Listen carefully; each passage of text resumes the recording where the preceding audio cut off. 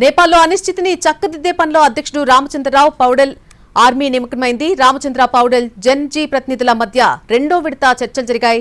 నీలగిరి military head quarters లో జరిగినటువంటి చర్చల్లో ప్రభుత్వ ఏర్పాటుపై చర్చించారు. అయితే చర్చల్లో జెన్జీ డిమాండ్ల అమలు కోసం పట్టుబట్టినట్టుగా తెలుస్తోంది. దీంతో చర్చలు కొలిక్కి రాలేదు.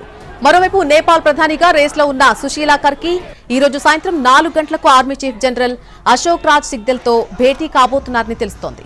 ఈ భేటీలో తాత్కాలిక ప్రభుత్వ ఏర్పాటు, దేశంలో స్థిరత్వం తీసుకురావడానికి సంబంధించిన చర్చలు జరిగే అవకాశం ఉంది. సుశీలా కర్కి 2016లో నేపాల్ తొలి మహిళా చీఫ్ జస్టిస్ గా బాధ్యతలు నిర్వహించారు. ఆందోళనకారులు తమ నిరసనలో జైళ్లను సైతం బద్దలు కొట్టారు. ఈ క్రమంలోనే కల్లోల పరిస్థితులను అదునుగా చేసుకుని దేశంలోని ఆయా జైళ్ల నుంచి దాదాపు 13,000 మంది ఖైదీలు పరారయ్యారు. రాజ్బిరాజ్, జంప్కా, ఢిల్లీ బజార్, చిట్వాన్, నక్కు, కైలాలి, జాలేశ్వర్ తదితర జైళ్ల నుంచి 1000 మంది తప్పించుకున్నారు.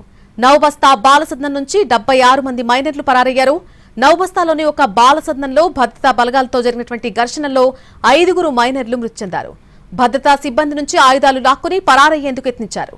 ఈ క్రమంలో సిబ్బంది జరిపిన కాల్పుల్లో వారు ప్రాణాలు కోల్పోయారు. కొన్ని జైళ్ల నుంచి పారిపోయిన ఖైదీలను సైన్యం ఎలాగోలా వెతికి పట్టుకుని మళ్లీ జైల్లో పడేసింది.